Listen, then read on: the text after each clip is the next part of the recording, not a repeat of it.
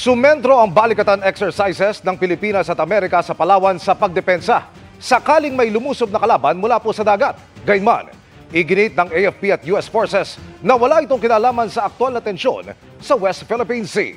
Nakatutok si June Veneracion. 6 na inert rounds ang pinakawalan ng HIMARS o High Mobility Artillery Rocket System ng Amerika. Ito ang highlight ng Philippine-US balikatan exercise sa Rizal, Palawan. Kung saan kunwaring may kalaban na lumulusob sa dalampasigan. Gumamit ang remote control boat para mas makatotohanan na may umaatake mula sa dagat. Samut-saring kanyon din ang pinaputok. Sa counter-landing live fire exercise na ito sa pagitan ng Pilipinas at ng Amerika ay pinakaya nasa 500 na tropa mula sa US Military at Armed Forces of the Philippines ang nakikilahok.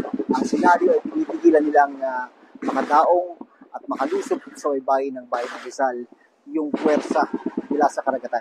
Nakilahok din ang mga sundalo mula sa Australia. May mga observer naman mula sa Japan. We achieved everything we set out to achieve. Not perfect, we'll get better next year, we'll get better every time we do it, but that's why we do these things, to work well together.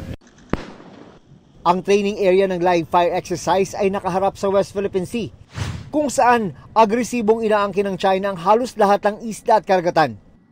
Pero nilinaw ng mga opisyal ng Armed Forces ng Pilipinas at Amerika na walang kinalaman ang pagsasanay sa tensyonadong sitwasyon sa West Philippine Sea.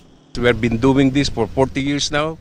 There's no issue with China 40 years ago. This is a totally different agenda we have with the US and the other partner countries. It's agnostic of an enemy. It's somebody trying to interfere with a sovereign nation. That's what we're trying to demonstrate, the capability to defend against. Patuloy daw na magsasanay ang mga tropa ng Pilipinas at Amerika para mas mahasa ang kakayahan nilang makipaglaban na magkasama. Para sa GMA Integrated News, June Veneracion, nakatutok 24 oras.